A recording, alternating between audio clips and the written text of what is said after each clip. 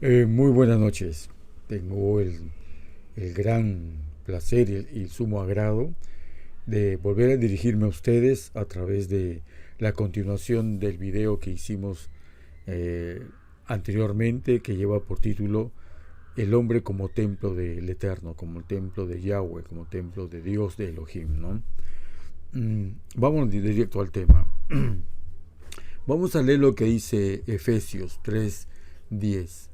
En Efesios 3:10 dice: para que la multiforme sabiduría de Dios, de Yahweh, del Padre, de Elohim, sea ahora dada a conocer por medio de la iglesia a los principados y potestades en los lugares celestiales. ¿Cuántas veces hemos leído este texto? Pero tal vez no le hemos sacado todo el jugo, toda la esencia que está diciendo Pablo aquí. Dice que para que la multiforme sabiduría de Dios, la multiforme sabiduría de Dios, quiere decir de que el Padre Celestial, Yahweh, Elohim, el Eterno, el Todopoderoso, no tiene una sola manera de manifestar su sabiduría. Es una multiforme manera de que Él manifiesta su sabiduría. Y sea ahora, y esa multiforme manera de la que tiene la sabiduría de ser expresada a todas las inteligencias, dice que ahora, sea ahora, dada a conocer por medio de la iglesia a los principados y potestades a lugares celestiales. Me pregunto, ¿qué tenemos nosotros, la raza caída humana, que enseñarles a los principados y potestades en los lugares celestiales que nunca han caído? Esto es el tema de que vamos a desarrollar un poco más, pero me voy a enfocar en esto, para que la multiforme sabiduría de Dios, ¿qué es la sabiduría o quién es la sabiduría de Dios? Nos vamos ahora en 1 Corintios capítulo 1, verso 24. Miren lo que dice: mas para los llamados así judíos como griegos, Cristo, Yeshua, el Mesías, es poder de Dios y sabiduría de Dios. Y hablamos de una multiforme sabiduría.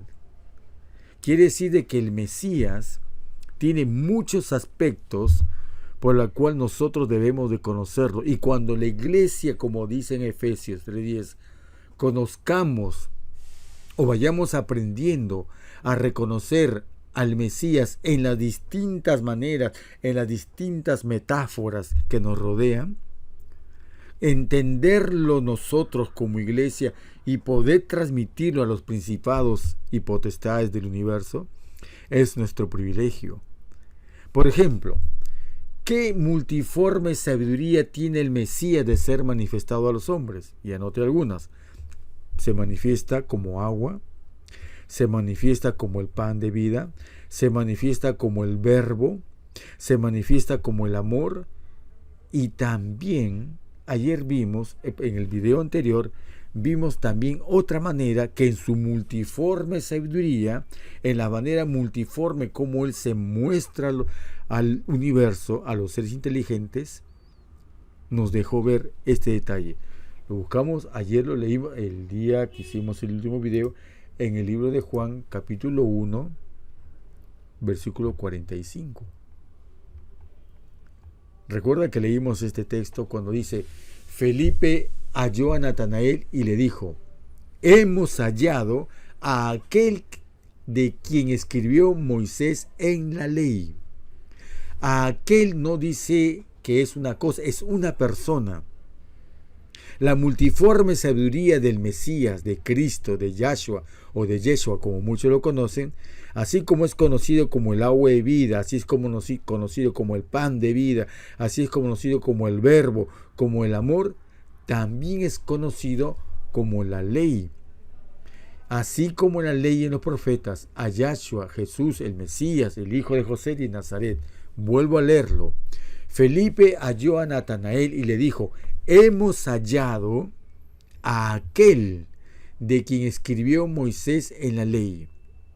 La ley es la forma, una de las multiformes de la sabiduría divina para revelarse a todo el universo.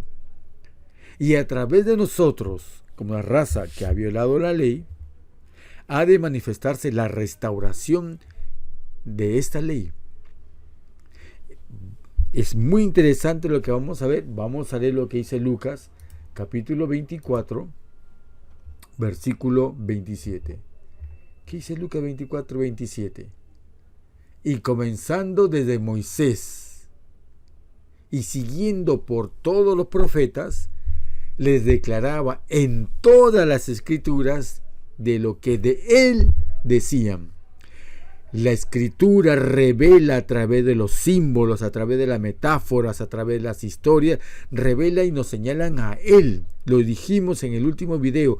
Todas las cosas que están en la escritura nos revelan parte de su carácter. Y vamos a ver algo que ayer quedó justamente medio inconcluso. Déjenme buscarlo acá en mis archivos. Preparé este archivo porque lo que tenía había sido tomado de una manera que no fue lo más exacta. Es esta de acá. Las fiestas representan a él, la simbología de la harina, del pan, del aceite, las fiestas, el novilunio, el Shabbat, el jubileo, todo representa y nos está hablando de la multiforme sabiduría que es el Mesías para nosotros. ¿Por qué hago hincapié en esto? Porque muchas personas han caído en el sofisma de Constantino, que dijo de que toda la ley que tenía que ver con la economía hebrea estaba caduca. Y cuando él fundó el cristianismo desde el punto de vista romano, se empezó a crear una religión que olvidó totalmente desde el calendario y los detalles de la economía hebrea, porque si uno descubre y asume nuevamente la enseñanza de la Escritura, encontrará fuerza y poder en lo que es la verdad. En lo que estamos viendo aquí, por ejemplo, la gente piensa generalmente, los antinomianos, que ya la ley está caduca en la cruz y los que llaman los sábados ceremoniales o los Shabbat ceremoniales ya no tienen razón de ser. Craso error. Nos estamos apoyando ahora en la multiforme sabiduría como el Eterno ha permitido que su Hijo sea conocido. Las 7 fiestas del santuario empiezan por el Pesaj o la Pascua, continúa con los panes sin levadura, llega a las primicias, viene el Shavuot o Pentecostés, también continúa con las trompetas el primer día del mes séptimo, o conocido también como la fiesta del novilunio, y después llega el Yom Kippur o el día de la expiación, el día de hoy. Y luego, terminando y pasando exitosamente el día de la expiación, llegamos a las cabañas. ¿Qué tiene que decir esto del Mesías? ¿Recuerdan lo que dijimos ayer en el último video? El Mesías, a través de la fiesta, nos está revelando la hoja de ruta que todo recién creyente debe de repetir en su propia existencia. Por ejemplo, el sacrificio de la Pascua, con eso inicia la purificación del santuario, la purificación del templo. Así inició él su ministerio en esta tierra. Llegó, vio después que él se bautizó, estuvo los 40 días en el desierto junto a sus discípulos y entró como primer acto oficial a purificar el templo. Cuando él purifica el templo, tuvo tanta autoridad y poder que es lo que nos está diciendo que él, para que aceptemos su poder o su ministerio salvífico, podamos aceptar y colaborar en la purificación de este templo. Eso es la Pascua, la purificación, la aceptación de su muerte como mi garantía y mi sustituto. Pero después él mismo nos sigue a continuación los panes sin levadura. ¿Qué son los panes sin levadura? Recuerdan ustedes que él en la última, lo que mal conocido como la última cena, él reparte pan y vino. es un pan sin levadura. Este es mi pan, dijo, porque el pan sin levadura representaba su vida inmaculada sin la levadura del pecado. Nos está diciendo a nosotros que después que lo hemos aceptado, que Él sea nuestro Salvador personal, tenemos la ventaja de recibir su poder y vivir nosotros durante esos simbólicos 7 días de pan sin levadura, que siendo el 7 un número que indica la totalidad, que a partir que nosotros aceptamos a Él como el Salvador personal, podemos vivir esta carne, este pan, sin pecado. Luego vienen las primicias. Como decimos, es cierto, mostramos ante el Padre que al aceptar plenamente el sacrificio de su Hijo, te ofrecemos una vida sin pecado, y que luego viene el sellamiento con la lluvia del Espíritu del Santo. Y así después viene la fiesta del otoño y podemos seguir hablando de la segunda parte, o la segunda etapa del ministerio del Mesías. Como se dan cuenta, el Mesías tiene una multiforme sabiduría cómo manifestarse a nosotros. Despreciar las festividades del santuario es despreciarlo a Él. Muchos dicen, judaizantes, están volviendo a la ley antigua. ¿Estamos matando a algún cordero? Cuando Él ya fue el cordero y cesó a través del sacrificio todas las ofrendas y todos los sacrificios, como dice el libro de Daniel. Entonces, ¿qué hacemos nosotros expectantes en el calendario del santuario, estando atentos a las fiestas y festividades según el número de días que parten del número 1, que es el novilunio, a la distancia que da cada festividad? Estamos siguiendo el cronograma, la hoja de ruta que el Mesías nos dejó para que sigamos nosotros en nuestros estudios a asemejarnos más a Él. Después que nosotros hemos hecho el pacto, después que nosotros hemos aceptado que nuestro templo, nuestra casa personal, esté en los dinteles manchados de la sangre del Cordero, inmediatamente al entrar los panes sin levadura, estamos aceptando por fe que su sacrificio nos capacita a tener este pan nuestro sin la levadura del pecado. Entonces, recordemos ahora que es el propósito de este video. Ayer dijimos algo que tiene que completarse la idea. Hablamos que en la purificación del templo, Él comenzó su ministerio, y que desde las edades eternas había sido el propósito del Padre de que todo ser creado, desde el resplandeciente y santo serafín hasta el hombre, fuese un templo para que en él habitase el Creador. Lucifer fue un templo, pero que el consciente, quien habitaba en él, era el Espíritu del Padre, lo desechó. Después el hombre, cuando fue creado, también fue lleno del Espíritu del Padre, y mientras que tenía el Espíritu del Padre, la gloria del Padre traslucía a través de su propio cuerpo, dándole un manto de luz y brillo.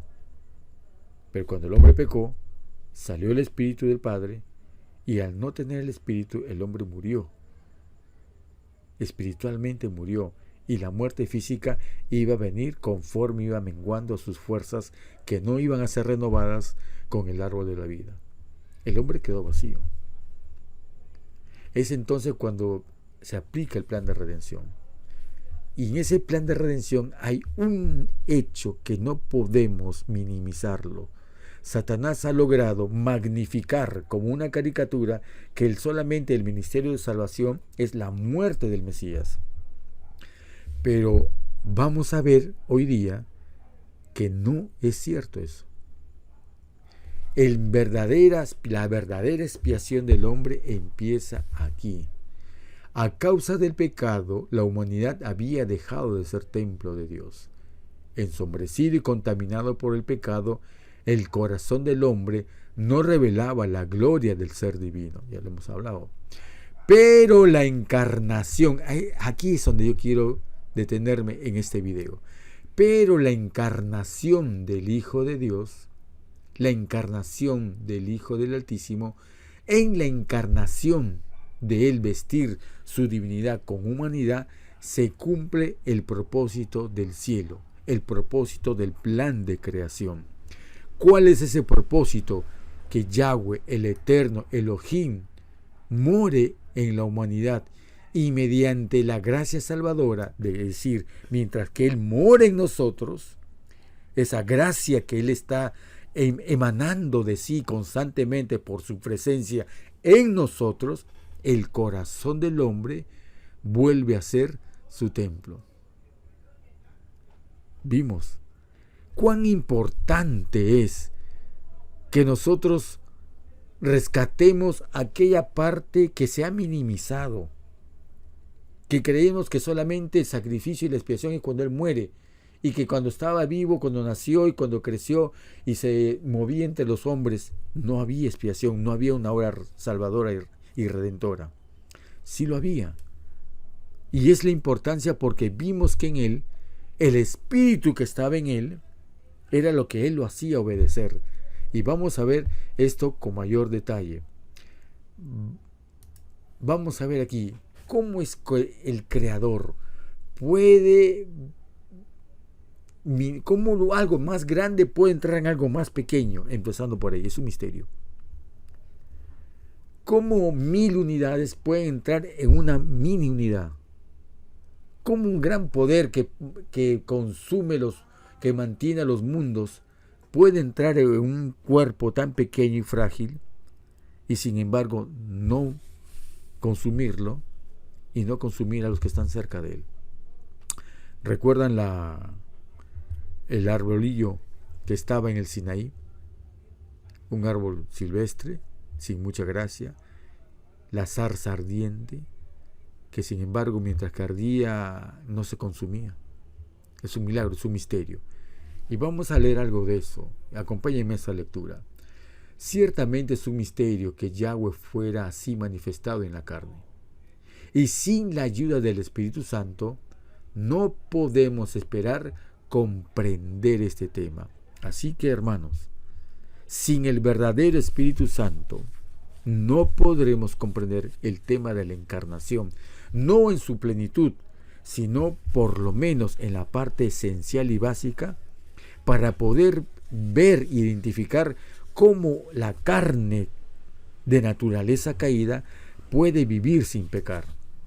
Este estudio que han omitido los teólogos y que lo han pasado por alto las eminencias de este mundo, debe ser rescatada por la Iglesia para que por medio de la Iglesia el Padre pueda descubrir ante nuestra mente aquellos misterios de la infinita sabiduría, de la multiforme sabiduría, y poder revelarlo a través de palabras, a través de nuestros actos, a través de nuestros triunfos, a través de nuestras luchas, manifestarlo no solamente hacia nosotros mismos, nuestro prójimo, sino también a los seres no caídos de otros mundos. Continuemos la lectura.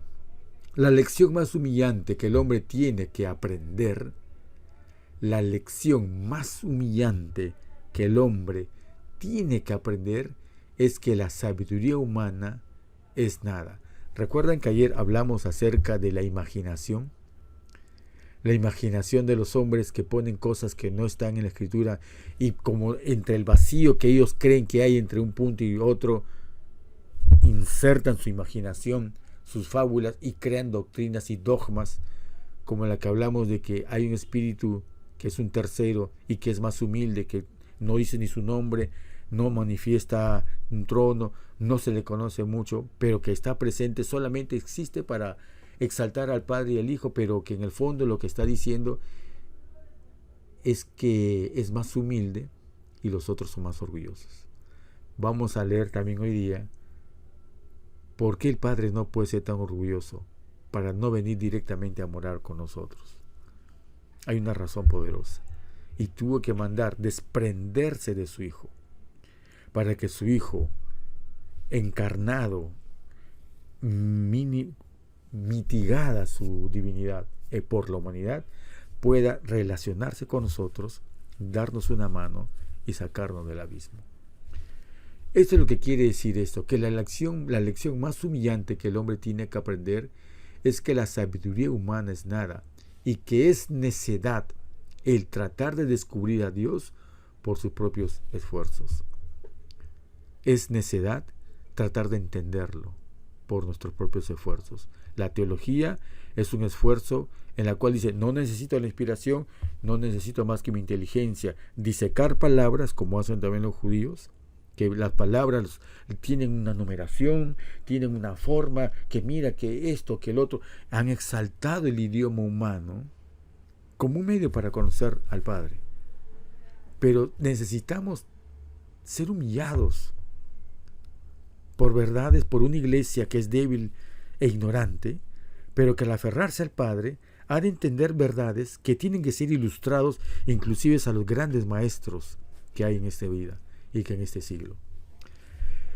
Puede esforzar sus facultades intelectuales al máximo, el hombre.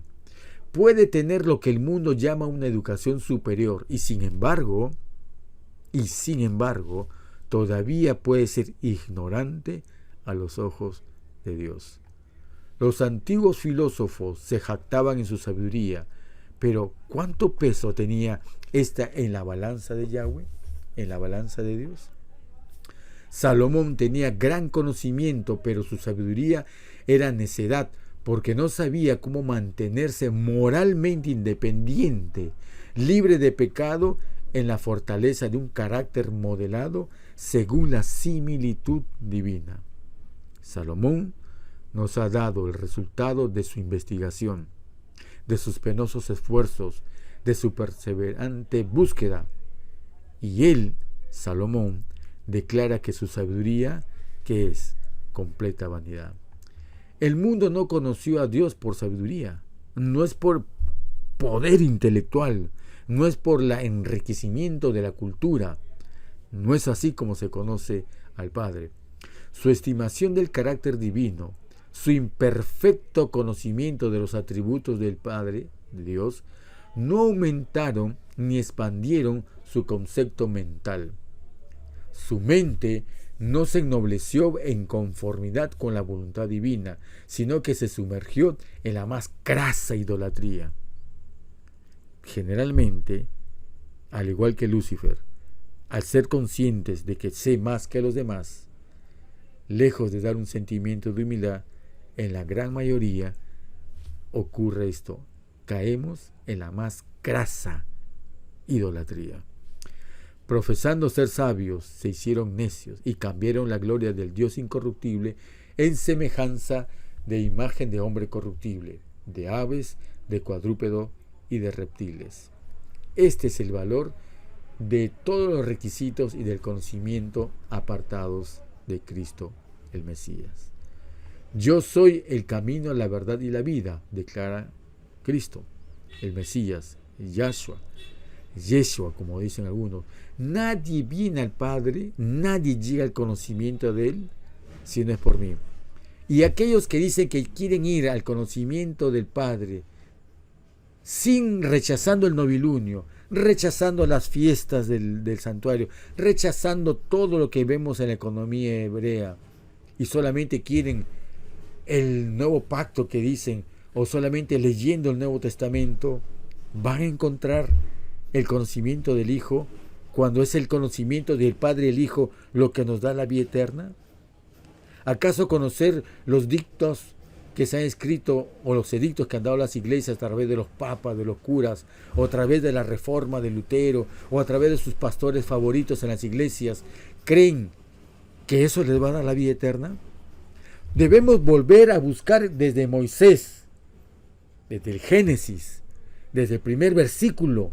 Debemos de buscar lo que se nos está dando en la multiforme sabiduría, el entendimiento del Hijo del Altísimo. ¿Cómo vamos a despreciar la ley? Y vamos a entender un poco más acerca de la ley. ¿Cómo vamos a despreciar aquellas enseñanzas tan interesantes de la trompeta de plata o del shofar?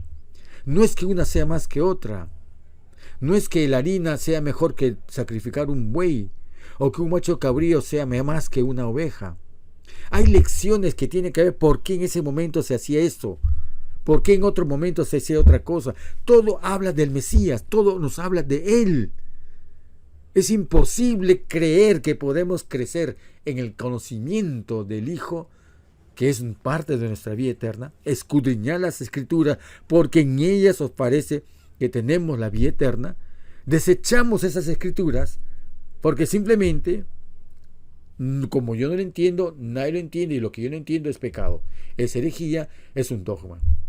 ¿Cuántos antitrinitarios que se tildan de famosos con sus supervideos, con todo su esquema, con todo su parafernalia de índole mediático, se han puesto especialistas solamente en un tema, mientras que rechazan otros términos de la ley? ¿Cómo aquellos pastores doctos enseñan a un pueblo que quiere ser salvo, diciendo que estos son ya caducos estas leyes, que ya no hay mucha más que celebrar el santuario como si fuese una maqueta de unos muebles que se mueve aquí, y no explican qué significa cada detalle en relación al Mesías? No explican el porqué de cada rito, el porqué de cada pieza o cada adorno en la vestimenta del sumo sacerdote. No entienden, por lo tanto, qué predicación van a hacer ellos, qué enseñanza van a hablar si no entienden, han desechado las Escrituras. ¿Cómo entender el Shabbat sin el novilunio? Es una de ellas. Si tengo ese día de trabajo, ¿de dónde vino el poder y la sabiduría y las oportunidades para poder descansar el séptimo día? ¿Y las primicias en qué momento se daban? Si no hay primicias y consagración, ¿cómo voy a empezar algo sin eso? ¿Cómo puede haber un cuerpo sin cabeza? ¿Cómo puede haber un cuerpo sin cabeza? ¿Cómo puede haber una iglesia sin la cabeza? Cuando sutilmente el clero, en el romanismo, los pastores con sus conferencias generales o los concilios de las iglesias evangélicas, creen de que esa es la cabeza de la iglesia y desechan la Escritura.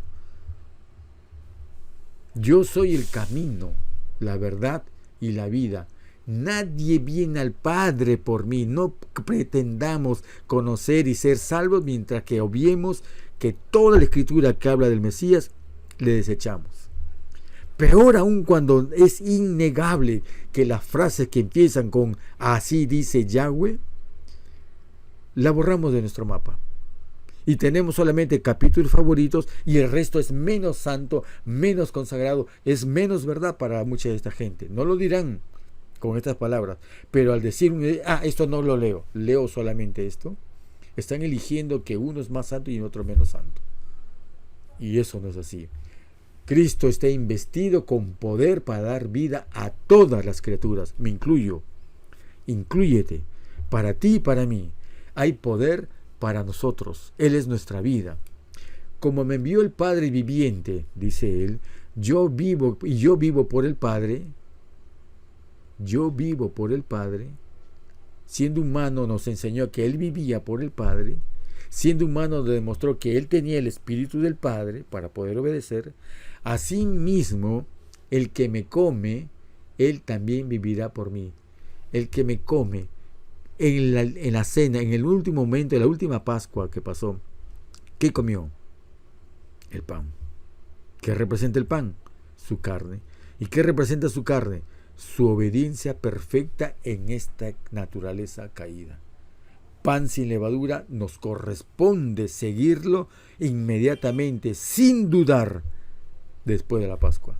Hemos renovado nuestro pacto con Él, hemos tomado la cena que se habla con el pan sin levadura y el vino sin fermentar, y hemos de creer, renovar la fe en que este cuerpo que ha comido de Él también puede repetir el ejemplo en sus pisadas de un pan sin levadura.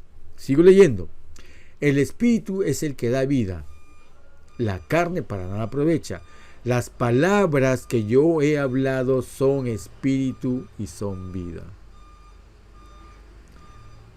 Cristo no se refiere acá de su doctrina, sino a su persona, a la divinidad de su carácter. Él dice otra vez, de cierto os digo, viene la hora y ahora es, cuando los muertos oirán la voz del Hijo de Dios y las que lo oyeren vivirán. Porque como el Padre tiene vida en sí mismo, así también, ha dado al Hijo el tener vida en sí mismo. Y también le dio autoridad de hacer juicio porque es el Hijo del Hombre. ¿Entendimos? Vamos a seguir leyendo. Vamos a pasar ahora. La encarnación hemos visto que es un misterio, pero vamos a ver qué significa el nacimiento del Mesías. Y aquí hay muchos dicen de que si nuestra profeta o un pastor o un rabí, y si aún la Biblia aparentemente no habla del nacimiento del Mesías, de Cristo, quiere decir que no tiene importancia. Hay cosas que están veladas y no están tan a la superficie para que solamente quien escarbe y busque como la perla más preciada y escabe y encuentre las fuentes, encuentre las perlas, sea un beneficio adicional para esta persona. ¿Recuerdan aquella frase que dice no echar las perlas a los cerdos? Quiere decir también que hay verdades que están ocultas no porque no sean importantes, sino porque son verdaderas perlas para el que la descubra. Y una de ellas, me atrevo a decir, es la encarnación del Mesías, del Hijo del Altísimo, hecho carne en su nacimiento. Vamos a leer. Dios y Cristo, Padre e Hijo, no hay nadie más, sabían desde el principio en cuanto a la apostasía de Satanás y a la caída de Adán por el poder engañador del apóstata. El propósito del plan de salvación era redimir a la raza caída y darle otra oportunidad. Yahshua, Cristo, el Mesías, Yeshua, como lo he dicho al comienzo, fue designado como el mediador desde la creación de Yahweh, designado desde la eternidad para hacer ¿qué cosa? Nuestro sustituto y garantía. Y todo el mundo entiende lo que es sustituto.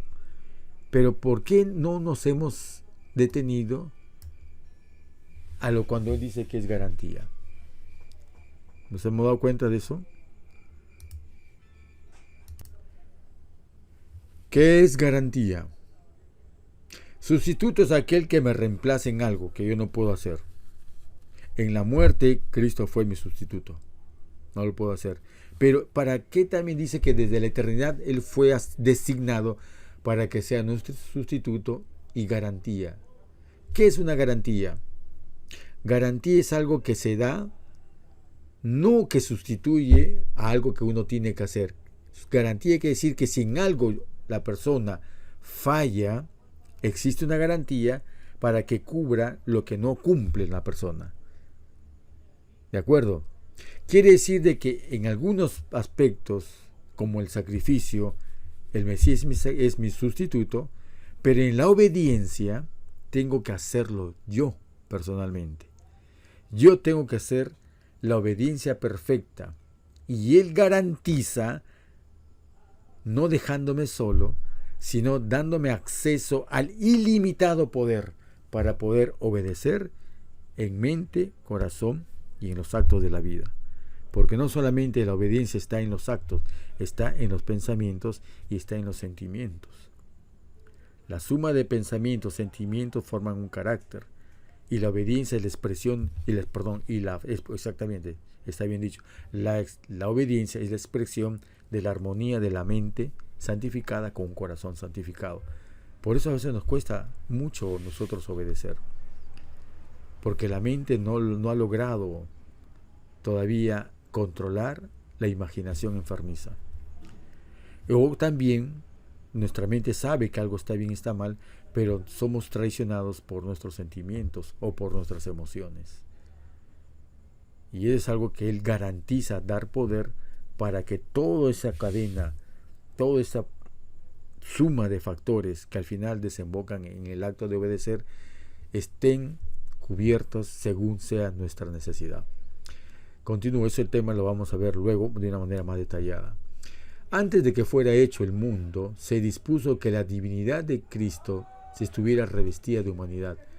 Me preparaste cuerpo, dijo el Mesías, pero no vino en forma humana hasta que hubo expirado la plenitud del tiempo. Qué bonita frase. ¿Saben qué significa esto? Él no vino en forma humana hasta que hubo expirado la plenitud del tiempo, pero sí estuvo en manera espiritual apoyando a los hombres que existieron antes de su nacimiento. Siempre se han preguntado, ¿y cómo obedeció Enoc, por ejemplo? ¿Cómo logró tener Elías un carácter tal de que pueda ser llevado de esta tierra a la otra tierra? Dice que la herencia del cielo no entrará la sangre humana como está ahora. Pero ¿cómo subió Enoc? ¿Cómo subió Elías? ¿Y cómo se resucitó después a Moisés para que pueda también estar en el cielo? Y aquí vemos de que aunque él no vino todavía en forma humana hasta que fue el tiempo, la plenitud del tiempo, él ya estaba en nuestro mundo ayudando de una manera aún limitada de su presencia espiritual. Ojo con este punto. Entonces vino a nuestro mundo como una criaturita en Belén. A nadie nacido en el mundo, ni aún al más dotado de los hijos de Dios, jamás se le ha expresado tal demostración de gozo como la que saludó al recién nacido de Belén. Los ángeles entonaron sus alabanzas por las colinas y llanos de Belén. Gloria a Dios en las alturas y en la tierra paz, buena voluntad con los hombres. Ojalá toda la familia humana hoy día pudiera reconocer este canto. ¿Se dan cuenta cómo hay perlas que porque no están a flor de tierra asumimos que no es importante? ¿De dónde vino la imaginación que porque no sabíamos la fecha del natalicio del Mesías, quiere decir eso que no es importante? Sería una contradicción a lo que estamos leyendo. Está oculto porque es un beneficio que se da a aquellos que investigan al Mesías en sí mismo. Ojalá que toda la familia humana hoy día pudiera reconocer este canto, la declaración que se hizo entonces, la nota que resonó, el himno que entonces comenzó, se ampliarán y se extenderán hasta el fin del tiempo. Qué bella expresión que recalca lo que les digo. Se ampliarán y se extenderán hasta el fin del tiempo. ¿Quiere decir que es algo inútil? ¿Quiere decir que conocer el natalicio del Mesías es algo que, si Dios hubiera querido que fuese importante, nos hubiera revelado la fecha y por eso nosotros festejamos igual que Roma el 24 y 25 de diciembre? Roma nos dice cuándo saltar y hasta dónde saltar. Roma es nuestro jefe. Francamente no entiendo. Y que la iglesia sea sometida a través de sus líderes a celebrar el rito que hace Roma y desconocer la fecha de cuándo nació el Mesías y por qué nació, e ir creciendo en entendimiento, y se ampliarán y se extenderán hasta el fin del tiempo este conocimiento, esta perla, el gran propósito de que cada hombre fuera un templo para él.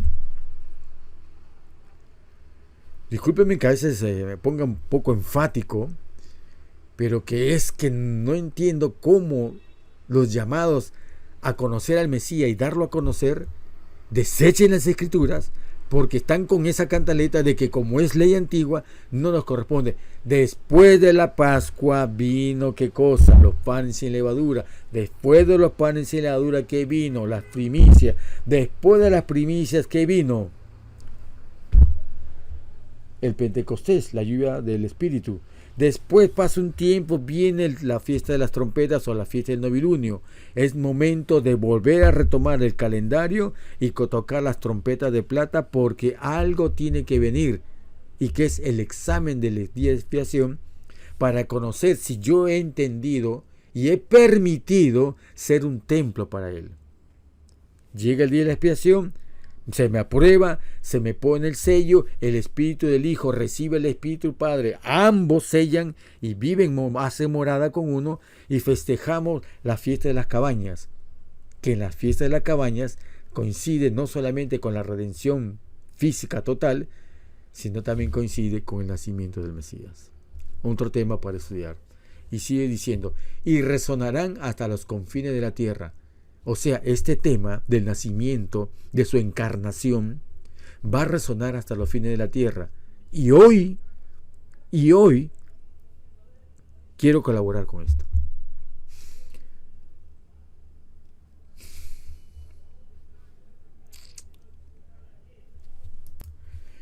Sigamos leyendo.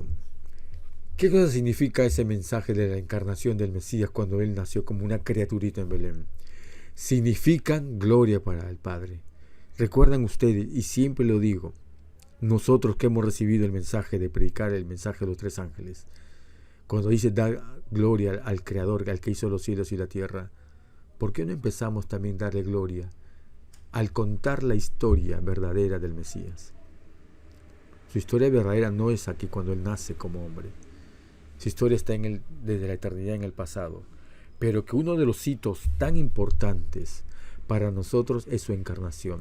Y esa encarnación, vivir en ese cuerpo tan semejante a nosotros, con el Espíritu del Padre y yo con el Espíritu del Hijo, podrá llegar a ser obediente en toda la ley impecablemente. Significan la gloria para Dios, paz en la tierra, obviamente, y buena voluntad para los hombres, las dos tablas de la ley. Gloria a Dios, primera tabla de la ley, y paz a los hombres de buena voluntad. ¿Cuándo nos hemos dado cuenta que la ley está siendo enunciada ahí? ¿Cuándo? Cuando el sol de justicia se levante, trayendo salud en sus alas, el himno que comenzó en las colinas de Belén repercutirá en la voz de una gran multitud, como la voz de muchas aguas. Tú que eres un cristiano de años, llega la Navidad y te has sometido a la cultura romana, porque es una cultura religiosa, y dices o has dicho que no es importante saber la Navidad verdadera, el natalicio del Mesías, que no entiende su encarnación, que solamente es una figurita tierna de Mariano, con el Mesías, y que, bueno, qué comedor, regalémonos guirnaldas, color verde, color rojo, Papá Noel y otras cosas así.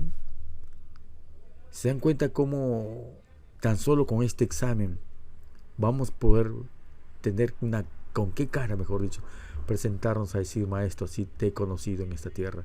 Cuando dice en Juan 17:3, ¿en qué consiste la vida eterna? En que te conozcan a ti, el único Dios verdadero, y a Yahshua, tu Hijo, a quien tú has enviado. ¿Lo hemos conocido en este punto? El himno que comenzó en las colinas de Belén repercutirá en la voz de una gran multitud, o sea, una gran multitud que comenzarán a tomar ese tema de la encarnación con sinceridad y en seriedad, ¿no?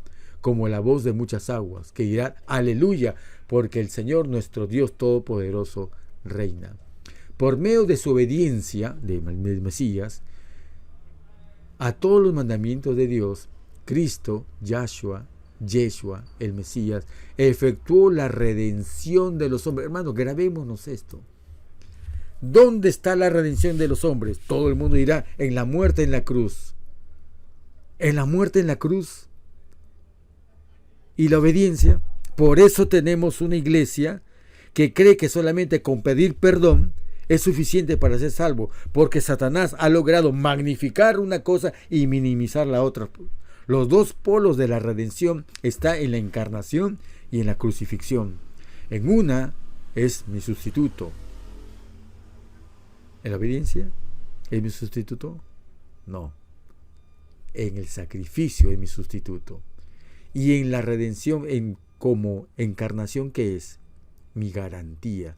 Porque si Él logró hacerlo, la obediencia en Él, por el poder de su Padre que estaba en Él, yo tengo la garantía de que su Espíritu del Mesías, puesto en mí con libertad, con mi consentimiento, con mi deliberado estudio de la palabra de todo lo que es vida, puedo también obtener esa obediencia. Y junto, tanto la redención del sacrificio como la redención en la obediencia, juntos es mi redención final. De esto hay que explicarles a los hermanos evangélicos. Esto deben saber los hermanos católicos. Esto deben saber los mismos cristianos que usted participa. Tenemos que conocer bien el evangelio. El evangelio eterno está ahí. Por medio de su obediencia a todos los mandamientos, Cristo efectuó la redención de los hombres. Entonces, si la redención fue por la obediencia cuando estaba en pan sin levadura, ¿qué viene a ser el vino cuando su sangre fue derramada en la cruz? Lo que ocurrió en la cruz fue el pago, no solamente por el hombre, sino por toda la creación, que era el dominio y hegemonía del hombre.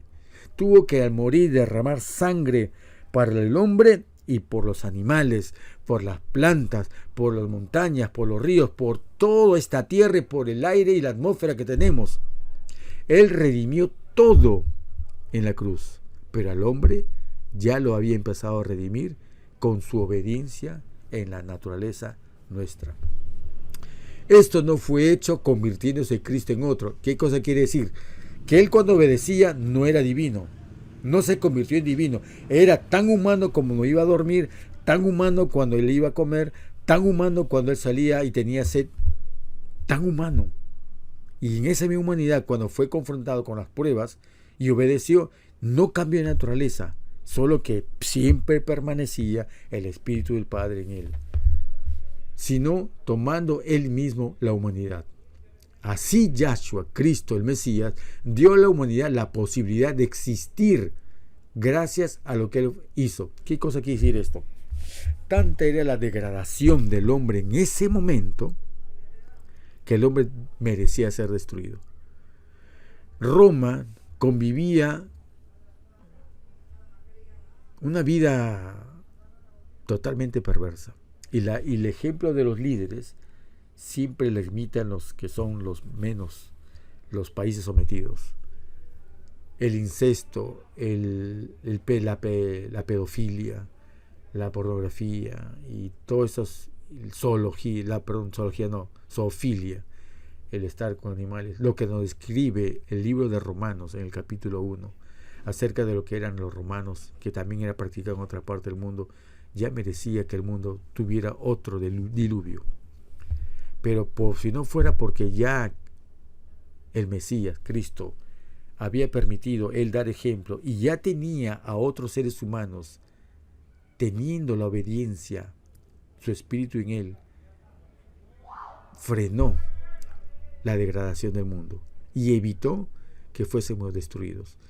¿Qué cosa quiere decir? Que cuando él murió, todo alimento que nosotros tengamos, el vaso de agua, el aire que respiramos, el día hermoso de un amanecer, las ricas cascadas de aguas, el atardecer, todo lo que podamos disfrutar, y la familia, los hijos, el novio, la novia, el esposo, el beso, el abrazo, la caricia, el halago, el piropo, la poesía, la prosa, todo lo bueno y bonito que nosotros podamos tener, tiene la marca de la sangre del Mesías. Porque lo que ahora disfrutamos es un tiempo de prueba gracias a la muerte del Mesías. Así Yahshua, Cristo, dio a la humanidad la posibilidad de existir gracias a lo que él hizo. La obra de la redención es poner a la humanidad en comunión con Cristo. La obra de la redención es poner a la humanidad en comunión con Cristo. Si yo abro la Escritura y abro los libros de Moisés y digo, esto es letra antigua, ya no sirve, ¿estaré en comunión con el Mesías? Si yo solamente quiero leer promesas, las promesas, yo soy el pueblo de Dios, yo soy el remanente, todo lo que vendrá a mí, las promesas, yo diré, yo proclamaré, yo declaro, y omitimos el resto de la enseñanza de la Escritura, las exigencias de su ley, ¿podré tener yo comunión con Cristo? ¿O es otro Cristo que nos está suplantando? A efectuar la unión de la raza caída con la divinidad, ese es su propósito. La unión de la raza caída con la divinidad.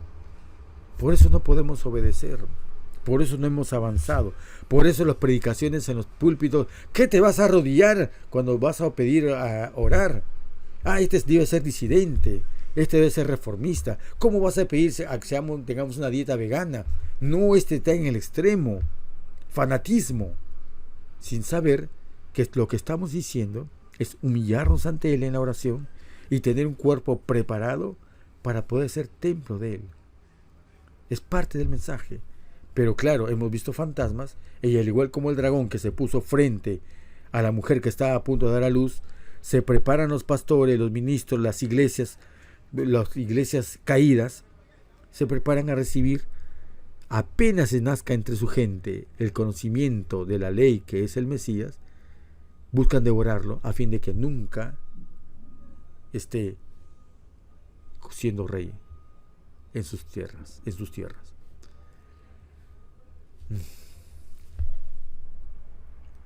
La obra de la redención es poner a la humanidad en comunión con Cristo, efectuar la unión de la raza caída con la divinidad.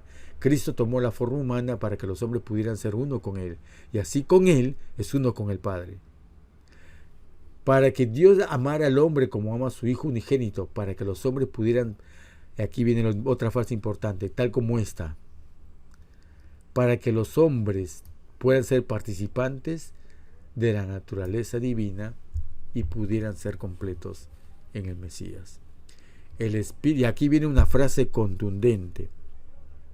No voy a ponerme a competir, porque a veces es lo que se hace. Poner a Cristo contra Cristo, la Biblia contra la Biblia, o la Biblia está inspirada en ideas, no en palabras. Acuérdense de esto. Dios no dictó palabras, salvo algunas muy cortas. Dios no escribió tanto, solamente los 10 mandamientos.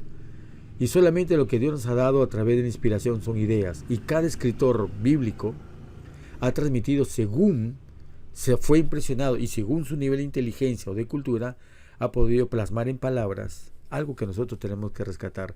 Así que buscar en las palabras que son humanas los pensamientos divinos ayuda. Pero el Espíritu del Santo, el verdadero Espíritu Santo, Él nos hará comprender la idea correcta, aún a pesar de las palabras mal dichas, mal interpretadas o tergiversadas. Aquellas culturas, iglesias o religiones que se dedican a estudiar que la métrica de las palabras, que mira que tiene esta colita, que tiene esto, que es el número tal, y que eso es otra enseñanza, se parece mucho a este brasileño de que espiritualiza cada cosa de la vida. Cualquiera se puede imaginar y decir, este lapicero, miren esa forma tan recta y simboliza el carácter. Cualquiera puede espiritualizar cualquier cosa.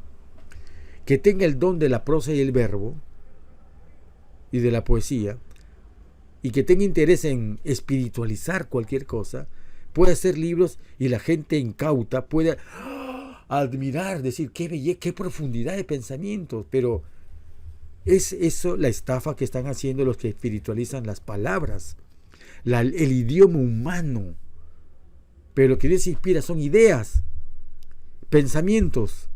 Por eso no es importante en qué idioma estamos aprendiendo. Lo importante es transmitir pensamientos que el Espíritu en nosotros encaje en lo correcto.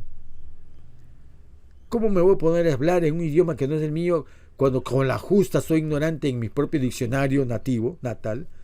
Y quiero usar otro diccionario de otras palabras que con la justa entiendo, solo las pronuncio, pero las pronuncio mecánicamente y tal vez no entienda y me tiendan a creer de que ese idioma tiene algo místico. Vamos a leer esta frase. Esta es una idea, este es un pensamiento que debemos tenerlo en cuenta. El Espíritu Santo que procede del unigénito Hijo de Dios.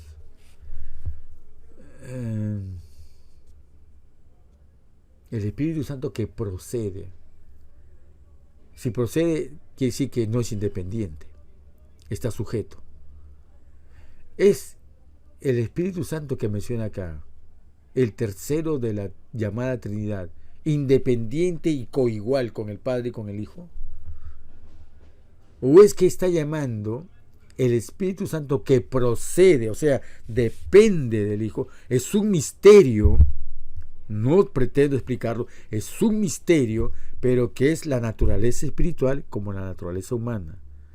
El Espíritu Santo está sujeto en este caso al Hijo, que une al ser humano, cuerpo, alma y espíritu, con la perfecta naturaleza de ¿qué? De Cristo, que es divino, quiere decir Espíritu Santo, y humana, quiere decir que es el Hijo del hombre, en obediencia, el pan sin levadura.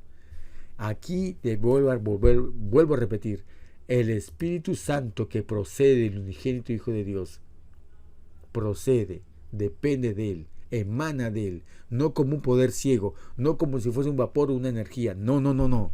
Es el quien diga esto, no tienen claro todavía, y nadie lo va a tener claro, porque para entender al Espíritu Santo debiéramos tener nosotros una naturaleza superior a la que tenemos.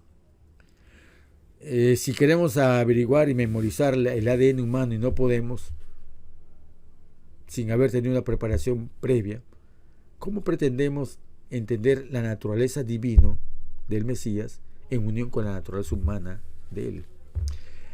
Esta naturaleza es la que une al ser humano en cuerpo, alma y espíritu con la perfecta naturaleza del Mesías divino, Espíritu Santo, y humana, carne, pan sin levadura.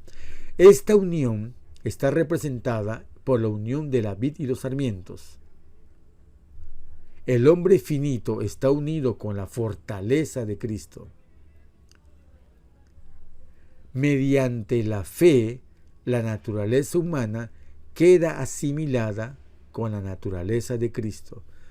Mediante la fe, la naturaleza humana queda asimilada con la naturaleza de Cristo. ¿Qué cosa quiere decir esto? ¿Recuerdan? Hay un texto en Apocalipsis, aquí están los que guardan los mandamientos de Dios y tienen la fe del Mesías. La fe del Mesías significa que yo creo que así como Cristo, Yahshua, el Mesías, pudo vivir teniendo el Espíritu del Padre, vivir plenamente lleno de Él y a través de su presencia obedecer los mandamientos de Él. Y igualmente yo creo que el Espíritu de Él, el Espíritu Santo que procede del unigénito, puede entrar en mí, y mientras que yo conscientemente lo tenga y lo retenga, puedo también vivir en una semana de panes sin levadura. Quiere decir vivir sin pecar. En Cristo somos hechos uno con Dios. En Cristo, mediante su Espíritu Santo que emana, que procede de Él, somos partícipes de la naturaleza divina. Hermanos, dejo esta parte para poder continuar en otra y no hacerlo muy tedioso.